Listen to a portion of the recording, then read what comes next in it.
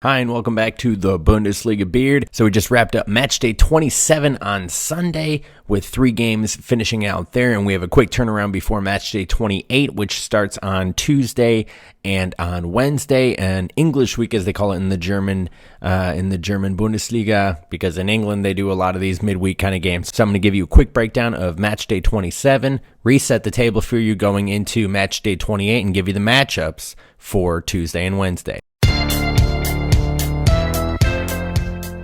So match day 27 started out with a derby game in Berlin. It was Hertha BSC Berlin against 1. FC Union Berlin.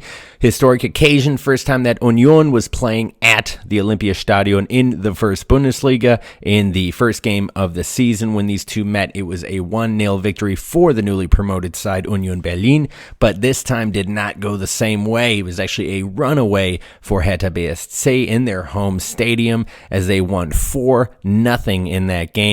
Close game in the first half. I would say Hertha really did play better, even though it was 0-0 at the end of the half. But then in the second half, Hertha really took over. They got a goal in the 51st minute from Vedad Ibisevic, who is in peak form right now. I mean, he's out there with gray hair, playing better than most strikers in the Bundesliga. And then it was a minute and 8 seconds after that they got the goal from Dodi Luka Baiko. And it was actually assisted by Ibisevic as well. So they had the kickoff right after the Ibisevic goal. Union tried to play it in. It got headed back by the Berlin defender, the Hertha defender, and then Ibisevic got it. Quick pass up to Dodi Luka Baiko, and he just was all alone, went around the keeper, finished it strong. They got a goal 9 minutes later by who else but Matheus Cunha, who now has 4 goals in 4 straight games since joining Hertha BSC. And Bruno Labbadia really has them playing extremely well. They might be the hottest team in the Bundesliga right now. There's some other contenders, but they are looking really good right now. And then they got another goal off the corner by Didrik Boyata. So they finished the game 4-0 for Union. That's now 2 games in a row where they were shut out. They obviously lost 2-0 to Bayern the week before. So they really need to turn it around going forward. For Hertha, now, I mean, 7 goals in 2 games. That looks pretty good. So the scoring boots are definitely on for Hertha. If we move on to Saturday, probably the most exciting game was Bayer Leverkusen taking on Borussia Monchengladbach. That game ended in a 3-1 victory for Bayer Leverkusen, who jumped over Borussia Monchengladbach and were able to secure third place for a little bit. We'll get to that later. But they were able to leapfrog over their rivals, Borussia Monchengladbach. And it was Kai Havertz again. He scored a goal in the 7th minute. And then, Markus Thuram in the second half was able to even it out for Borussia Mönchengladbach before a penalty on Karim Bellarabi.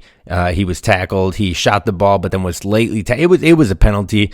He was tackled in the box, and they did give the penalty. Kai Havertz took it, and even though the Jan Sommer, the keeper for Borussia Mönchengladbach, was able to get a hand on the penalty, it still went through and went in for the goal. Sven Benda added a goal in the 81st minute off a free kick that was almost like a corner to make it 3-1 for Bayer Leverkusen. So like I said, they, for the meantime, did leapfrog over Borussia Mönchengladbach into the 3 spot. Nevertheless, even after Sunday's results, and we'll get to those, they still find themselves in a good position going forward in a Champions League spot. So big win for them. Another matchup with teams vying for European competition and one for the title. It was Wolfsburg hosting Borussia Dortmund. Now Wolfsburg have not had any luck against Dortmund in the recent past, and match day 27 of the 2020 season was not any different. They lose 2-0 at home. The first goal for Borussia Dortmund scored by Rafael Guerreiro. He had 2 goals last week. Add another one. He's got 3 goals since the coronavirus break, and he's looking really good. And against Erling Haaland, looked strong as well, even though he didn't score a goal. They added another goal by Achraf Hakimi, and that one was assisted by Jadon Sancho. He had a nice run on that one, and then was able to. He had Erling Haaland actually on both goals. It's really fascinating. On both goals, the defenders really moved and gravitated towards Haaland. I think the keeper was looking more towards Haaland as the scoring threat, and they were still able to score with other players. So I think that just shows you how strong they are, how well built of a team that is. So it'll be real interesting for them going forward as they have Der Klassiker against Bayern München coming up this week. In an interesting matchup, it was SC Freiburg falling 0-1 to SV Werder Bremen. Now for Werder Bremen, it was a huge 3 points that they were able to get on the 19th minute goal from Leonardo Bittencourt.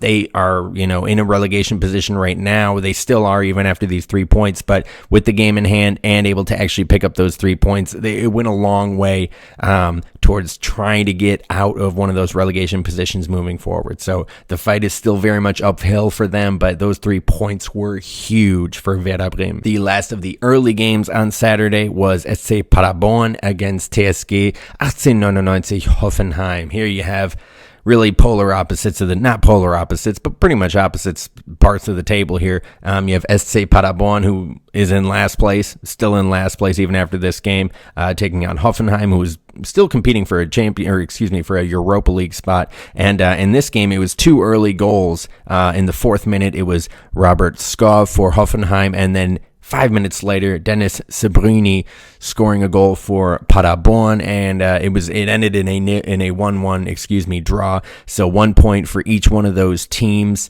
Paderborn did have a couple of chances that they thought, maybe they were going to be able to get that goal, to get those 3 points, to try and lift them closer to at least the rest of the teams in the league. But unfortunately, it ended in a 1-1 draw for them. The goal, by the way, by Dennis Sebrini, it was fantastic. If you have time, go take a look at it, because there was a turnover in the defensive end by Hoffenheim.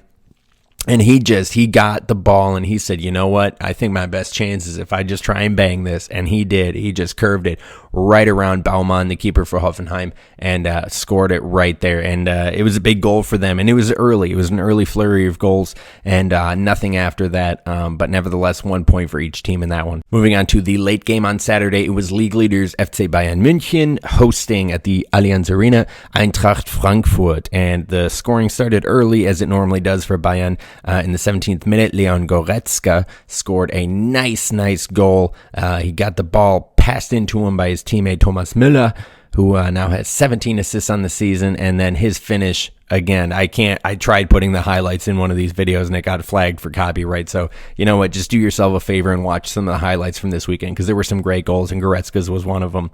And then not too shortly before halftime, Thomas Müller was able to get his own goal. It was a nice pass in from Alphonso Davies, and it was a classic Müller goal. He played it off his foot, off his chest, back down to his foot, and finished with the left past the keeper. And then the second half opened quickly for Bayern München as well. They scored a goal in the 46th minute by who else but Robert Lewandowski, his 27th of the season, to give them a 3-0 lead, but it did not last quite that long, because shortly thereafter, in the 52nd minute, off a corner, it was Martin Hinteregger who was able to hit the ball with his right foot. It went off the ground and then over Neuer to make it 3-1. 3 minutes later, in the 55th minute, it was again off a corner.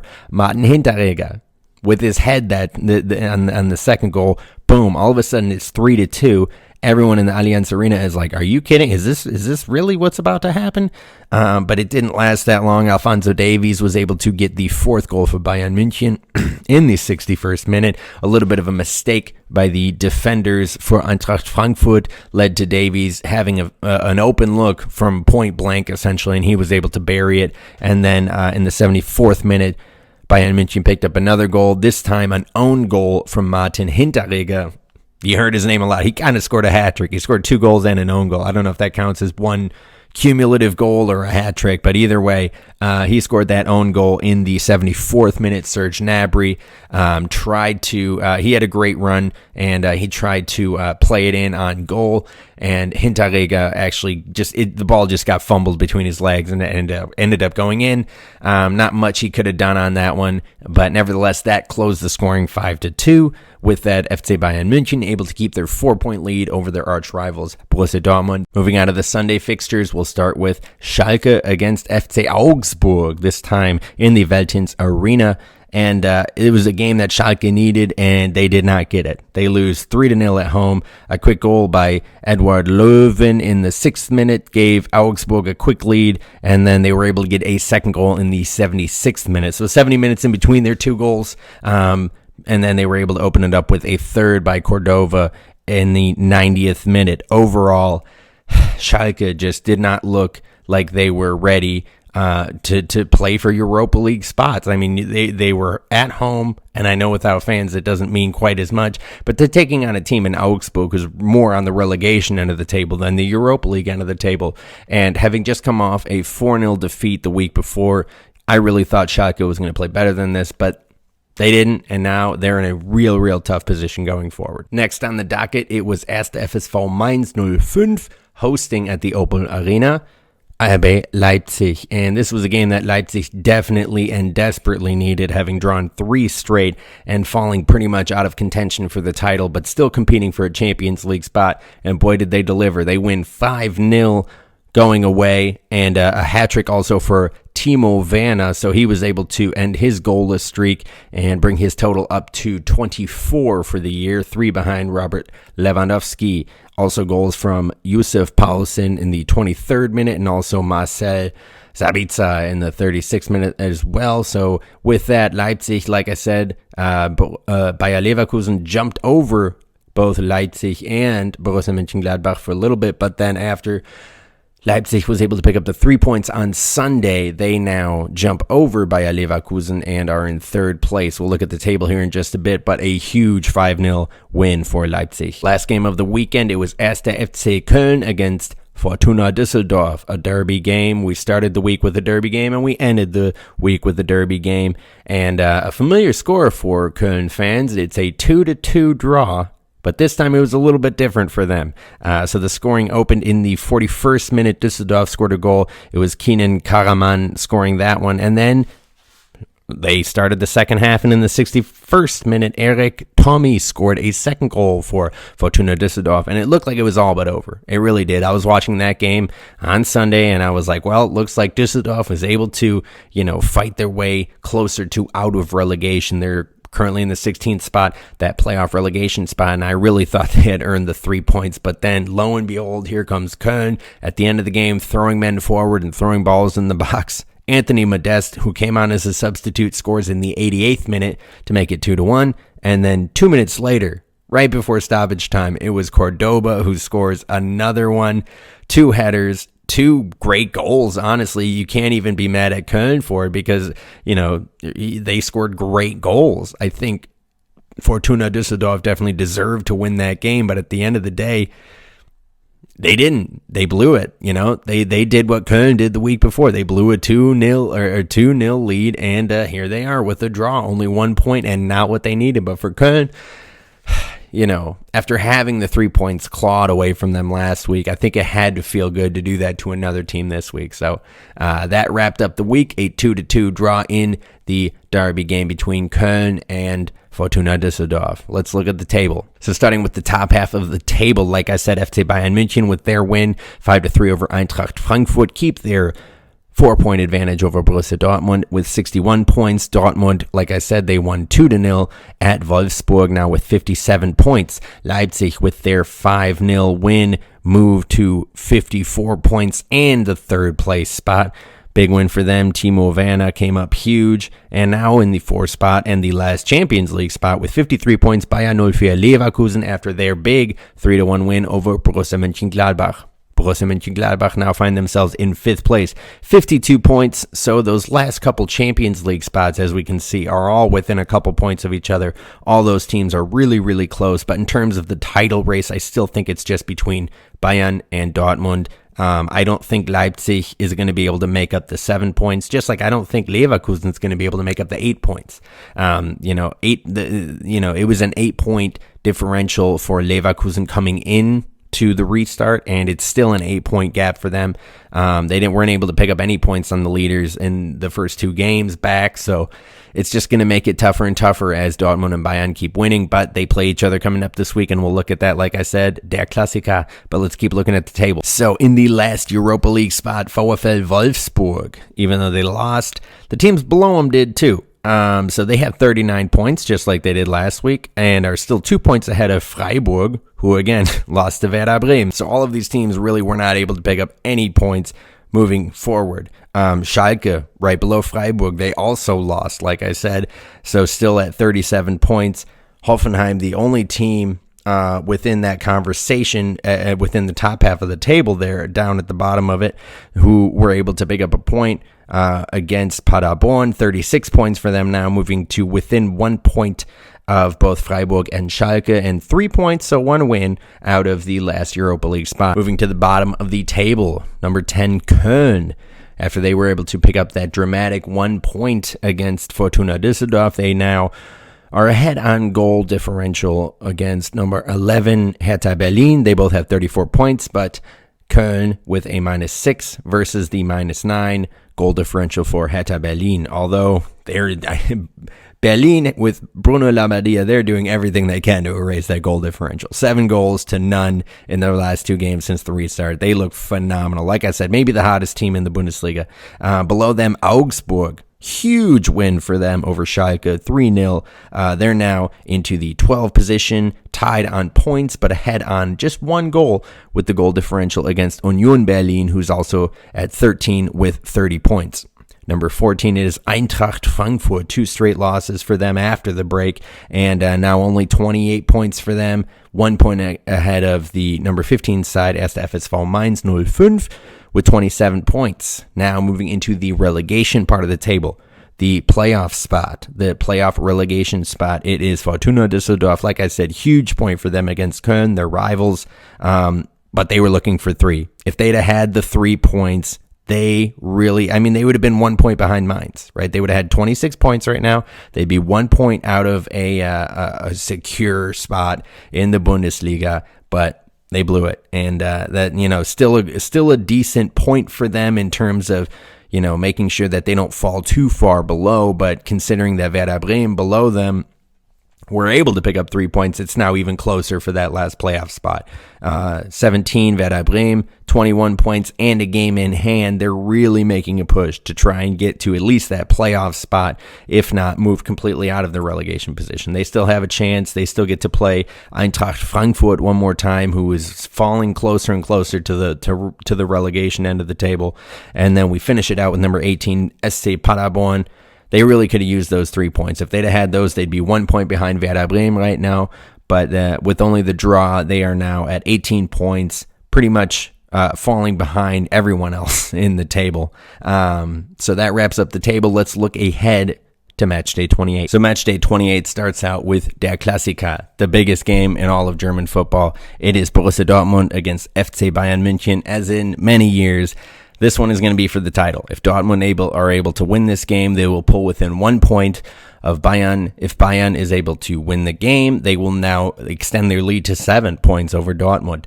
Obviously, a draw will keep that differential or the distance between them in points to 4, which would mean that it's still a race going down the wire. But I think Dortmund is really looking to win this game in their home stadium in front of no fans, but still very much looking for those 3 points. We move to the late games on Tuesday and start with Bayer Leverkusen, who just won a huge game against Borussia Monchengladbach, taking on Wolfsburg, who just lost a big game to Dortmund. So 2 teams kind of coming into it with different energies and different momentums for sure. But for Bayer Leverkusen, another opportunity for them to continue to try and climb up that table, try and catch Leipzig if they can. But a very competitive side in Wolfsburg who are looking to hang on to that last Europa League spot. So both teams holding on to the European competition spots. Obviously, Leverkusen, they're now in the Champions League, okay? They want to keep that, too. They don't want to fall down to the Europa League with Wolfsburg.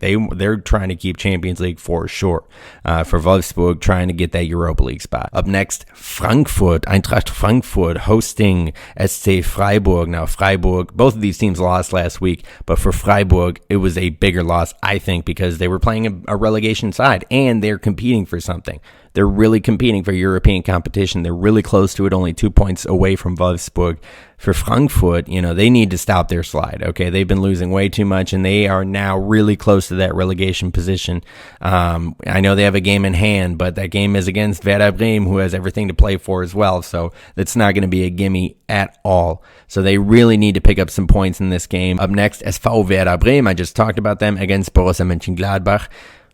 Can Werder Bremen keep their streak up? All right, they just beat a pretty competitive side in Freiburg last weekend. Can they take on Borussia Monchengladbach and get some points as well for Borussia Monchengladbach? Coming off a huge loss to Bayer Leverkusen, they're looking at this like, hey, we need to get these 3 points. No excuses, no other result acceptable. And we move on to Wednesday, the early game. It is Leipzig against Hertha Berlin. Like I said, I think Hertha BSC, the hottest team in the Bundesliga. New manager, new energy, and just unbelievable amount of goals. 7 goals in 2 games and 2 straight clean sheets. I think they're looking great right now. They get to take on Leipzig, who, had a huge bounce back game with that 5-0 victory, but it's going to be interesting to see Leipzig, still trying to make sure that they can get that Champions League spot. And Hertha Berlin now, they're only 5 points out of a Europa League spot. It's not unthinkable for them. And, they're a club with high ambitions as well. So I think they're definitely going to keep it competitive, and I'm going to be interested in watching that one as well. Moving on to the late games on Sunday. It is Hoffenheim against 1. FC Köln. Köln looking for a win after 2 straight draws. They had to come from behind last week, but they definitely would like to get 3 points this week.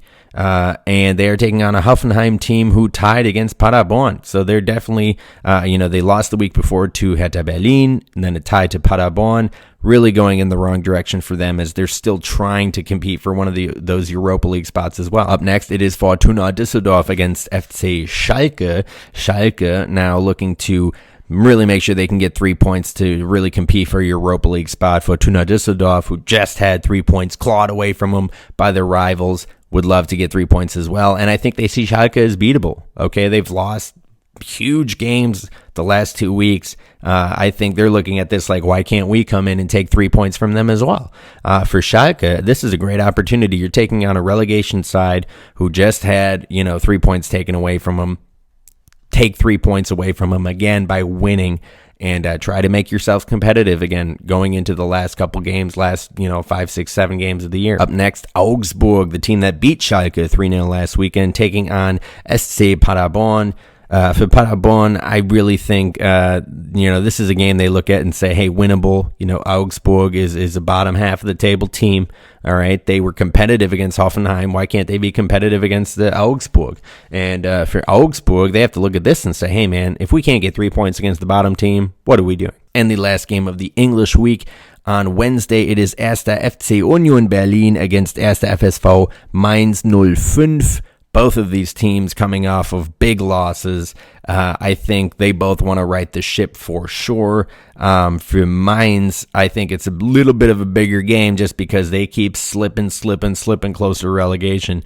So if they're not able to pick up at least a point in this one, I think it could be trouble for them. So that's been a look at match day 27 and a look ahead at match day 28 in this English week. I hope you enjoyed the Bundesliga beard. Have a good one.